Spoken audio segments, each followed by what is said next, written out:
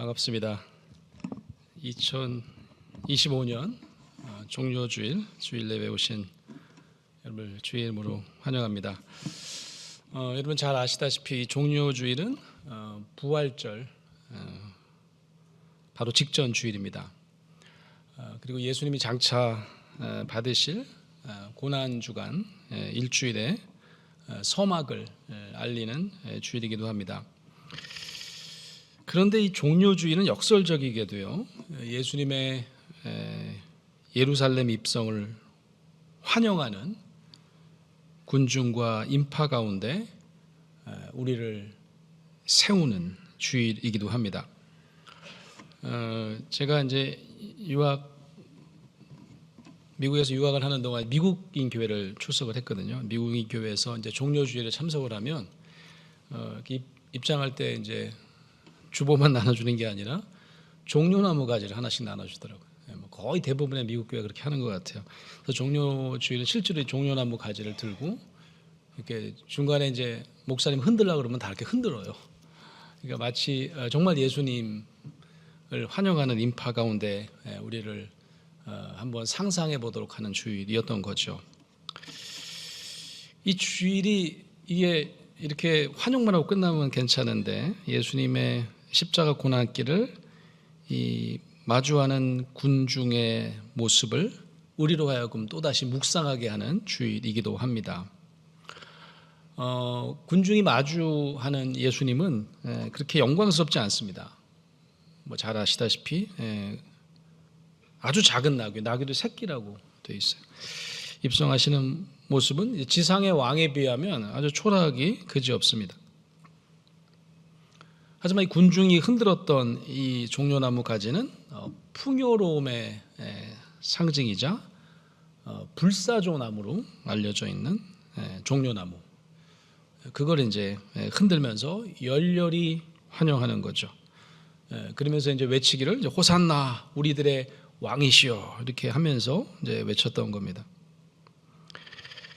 저는 이 종료주일의 이제 교회력을 보면 신약 성경 이제 복음서 말씀에 마태복음 26장을 읽도록 되어 있습니다. 그래서 오늘 저는 마태복음 26장을 함께 살펴보면서 종려나무 가지를 흔드는 저와 여러분 우리들의 모습을 한번 조명해 보고자 합니다. 여러분 한번 상상해 보세요. 예수님이 이렇게 고난을 향한 십자가 여정을 가시는데 여러분 주변에는 누가 있을 것 같습니까? 먼저 군중 가운데 막 흔드는 군중 가운데 여러분을 배치해 보시기 바랍니다. 정치적인 아주 위대한 왕과 같은 메시아를 기대한다면 머지않아 여러분 주변에서 예수님을 언제 그랬냐는 듯이 십자가에 못 박으라며 침을 뱉고 조롱하는 수많은 군중 가운데 휩싸이게 되실 것입니다. 오늘 우리가 봉독한 마태복음 이 마지막 부분의 부분요, 바로 얼마 전에 예수님을 우리들의 왕이시여 라고 환호성을 지르던 군중들이 67절에 보면 예수님의 얼굴에 침을 뱉고 주먹으로 치고 어떤 사람은 손바닥으로 따귀를 때렸다는 기록이 나와 있습니다. 제가 한번 읽어보겠습니다. 그때 그들은 예수의 얼굴에 침을 뱉고 그를 주먹으로 치고 또 더러는 손바닥으로 때리기도 하며, 그러니까 이 군중들이 달려들어서 마구잡이로 폭행했다 그런 의미겠죠. 그리고 어떻게 조롱하는지 아십니까? 68절 말하였다. 그리스도야 너를 때린 사람이 누구인지 한번 알아맞혀 보아라.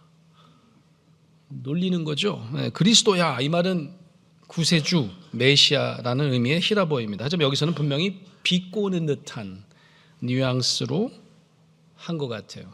그리고는 우리에게 어디 선지자 노릇을 해볼 테면 해봐라 라고 조롱을 하는 장면입니다. 숨은 의미가 뭘까요? 으이구 우리가 미쳤지. 우리가 너 같은 가짜 선지자를 왕이라고 종려나무를 흔들고 환영하다니 아이고 이런 의미죠. 어디 한번 왕노릇 지금이라도 해보지. 못하지? 그러면 사형을 당하든지 참으로 어이없는 군중의 배신이요 등돌림입니다. 이유가 뭘까요? 이들이 갑자기 획가닥 전부 다 대중들이 변하는 이유는 그들이 원하는 이들은 정치적인 메시아였기 때문입니다. 저는 하나님 은혜로 20년 넘게 신학대학원에서 상담 서비스를 연구하고 가르침을 제공하는 그런 교수로 살아왔습니다. 우리 인간이 보편적으로 가장 견디기 힘든 감정은 뭘까? 제 그동안의 임상 경험을 통해서 한번 돌아봤어요. 바로 버려짐의 감정입니다. 그것도 아주 믿었던 사람들에게 배신당할 때 드는 고통의 감정은 평생토록 잊혀지지 않고 우리를 괴롭힐 수 있는 감정입니다. 예컨대 어린 시절 부모님들의 사정이 있어가지고요, 할머니나 혹은 이제 할아버지 손에 자란 이들이 있습니다. 때로는 친척집에서 자란 이들도 있죠. 알고 보면 부모님들이 이렇게 나쁜 분들이 아닐 수 있어요. 나름 사정이 있었던 거죠.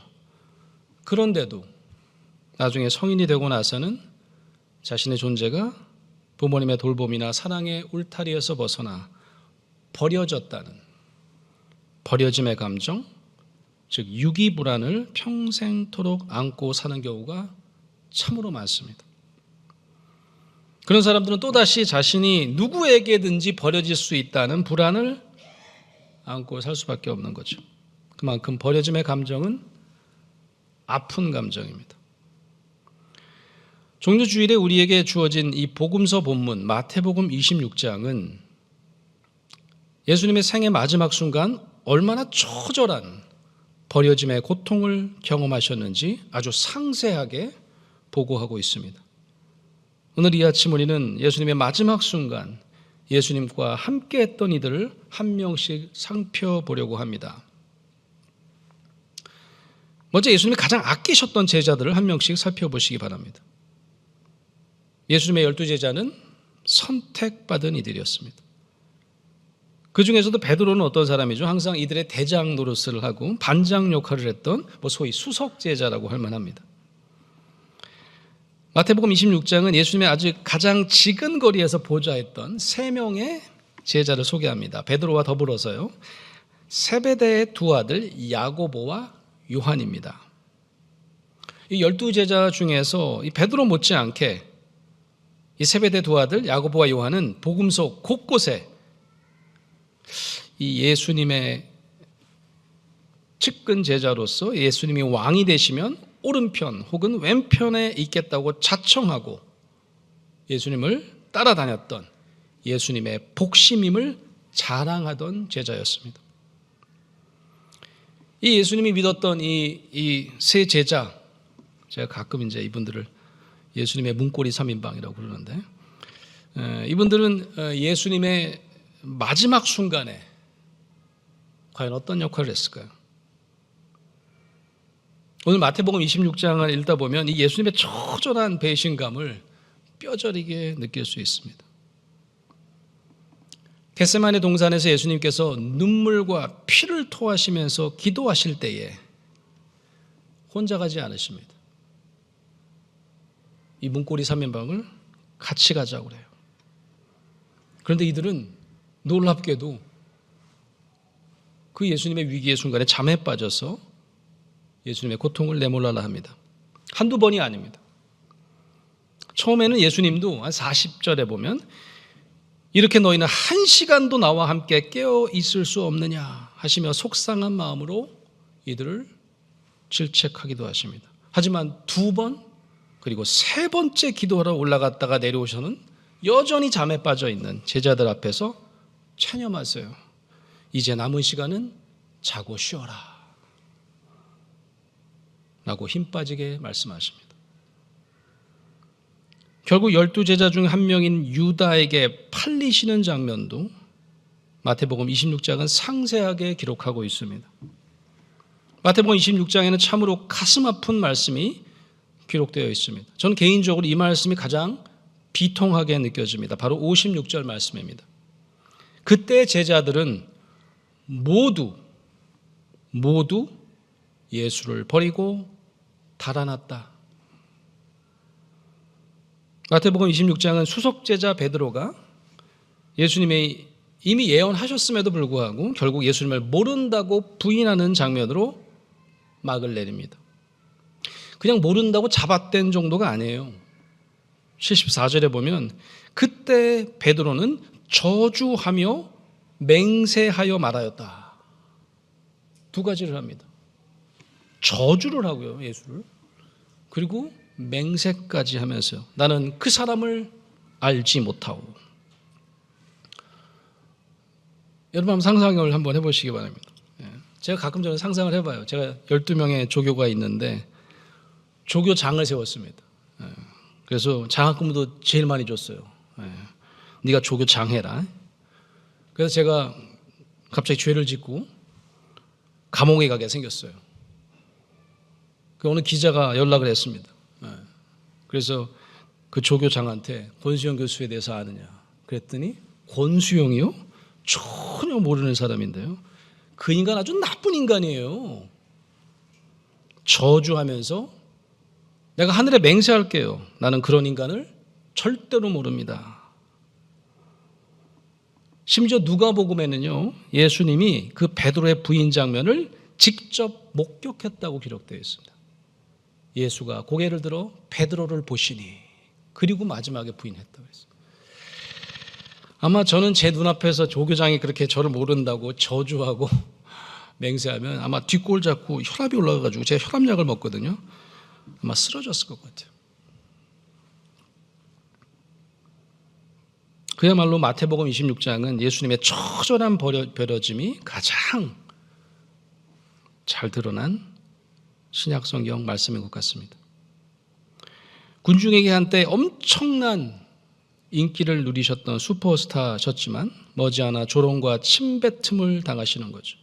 그것도 가장 믿었던 제자들에게 처절하게 배신당하고, 그것도 모자라 가장 믿었던 제자에게 전혀 모르는 사람, 아니 없는 사람, 심지어는 저주받을 인간 취급을 받으시는 장면은 예수님의 십자가 처형의 전초전이자 예수님의 심리적 고통을 가장 적나라하게 보여주는 장면이라고 저는 생각합니다.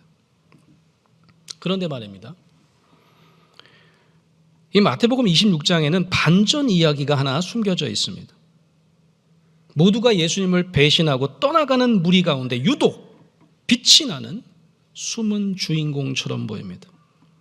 그는 이름조차 기록되어 있지 않습니다.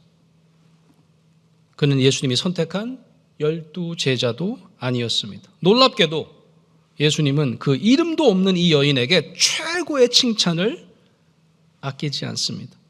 오늘 우리가 봉독한 말씀입니다. 13절에 보면 내가 진정으로 너에게 말한다. 온 세상 어디서든지 이 복음이 전파되는 곳에서는 이 여자가 한 일도 전해져서 그를 기억하게 될 것이다. 이 여인은 매우 귀한 향유 한 옥합을 가지고 예수님의 머리에 부었던 여인이었습니다. 호산나를 외치던 군중의 배신, 그리고 그토록 믿었던 제자들의 처절한 버림과는 매우 대조적인 장면입니다. 저는 오늘 신약 성경에서 가장 고통스러운 예수님의 버려짐을 담담하게 그려내고 있는 말씀이 바로 마태복음 26장이라고 했죠. 꽤 긴 장입니다. 엄청나게 길어요. 오늘 한번 집에 가시면 등장인물들이 어떻게 예수님의 메시아 되심과 사역을 망각하고 배신하는지 그 여정을 함께 한번 찬찬히 따라가 보시기를 권해드립니다.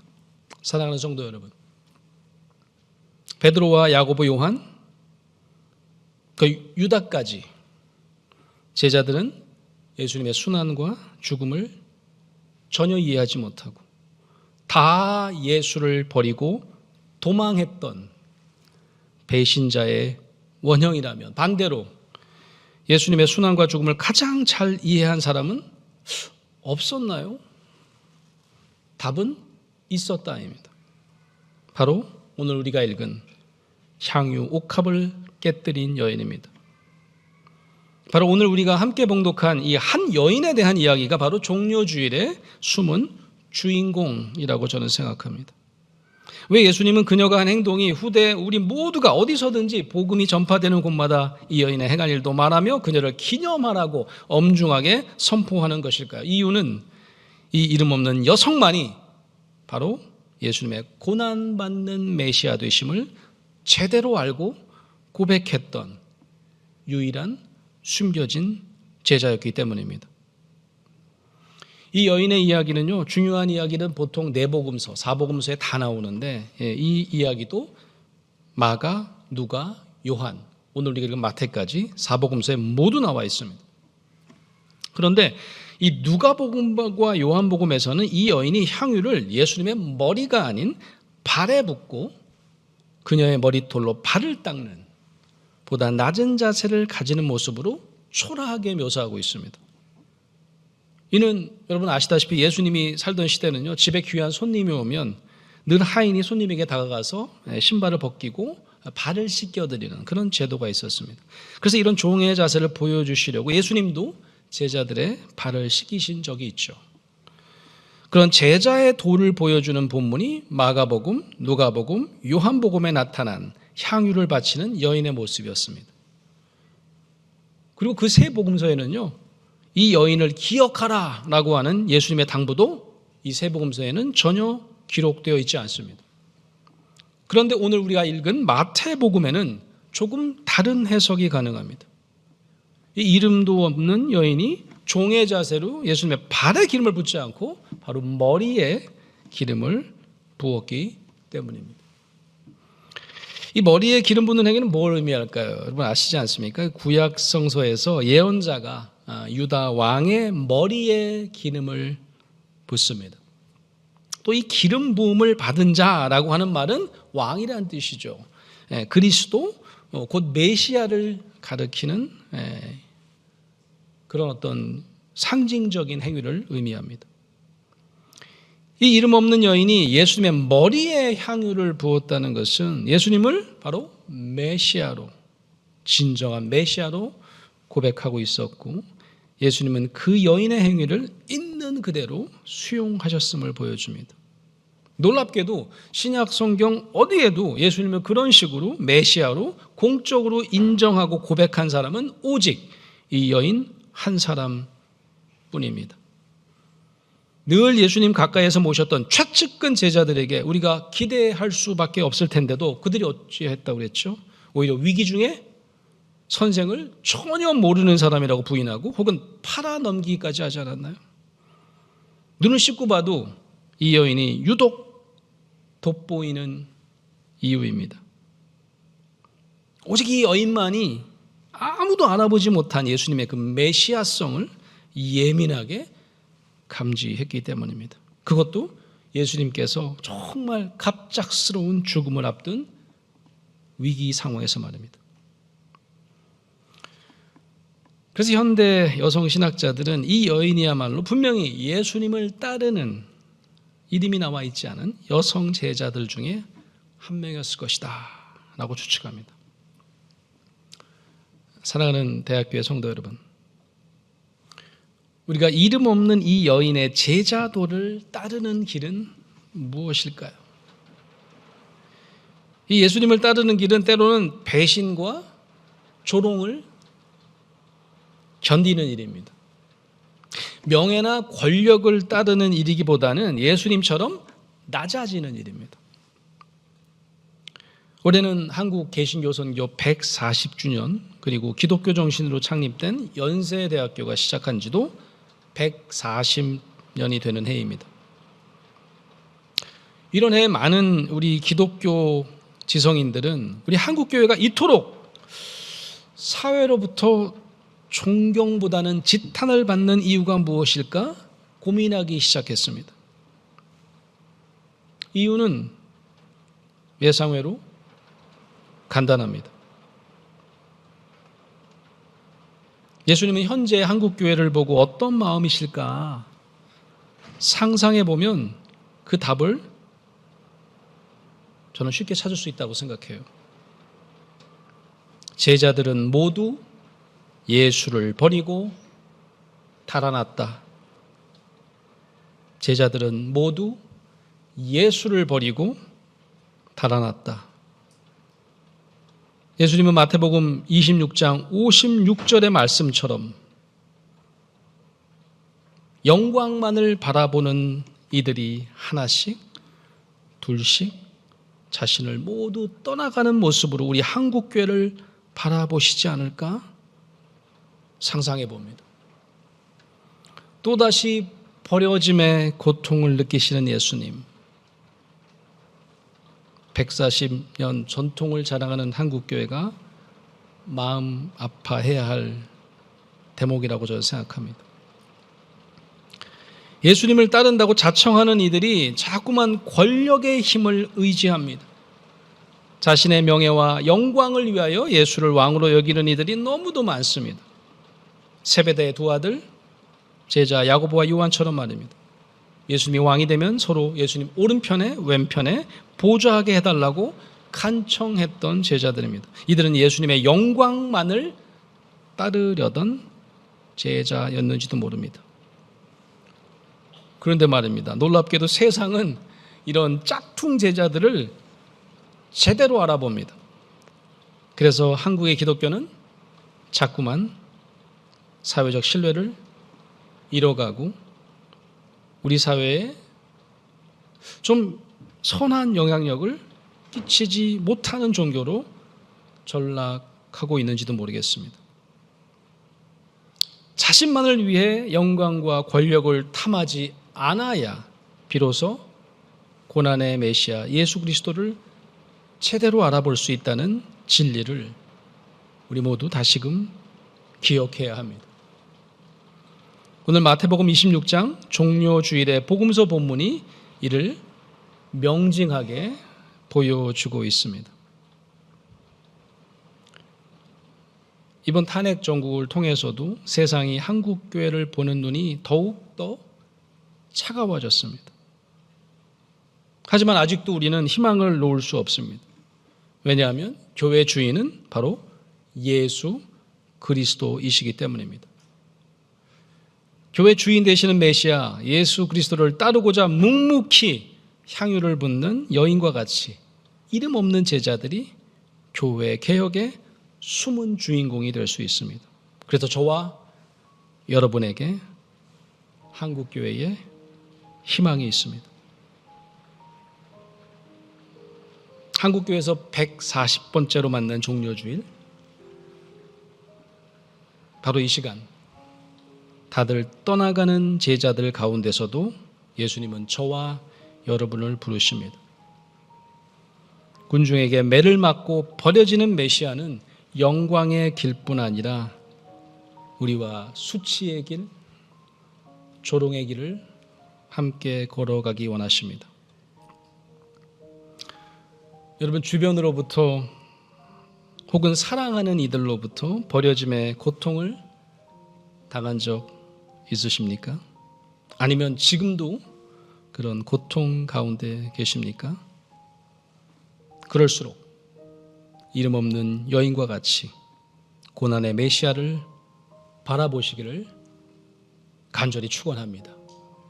2025년 종료주일의 숨은 주인공으로 사시는 저와 여러분 되시기를 주의 이름으로 축원드립니다. 아멘.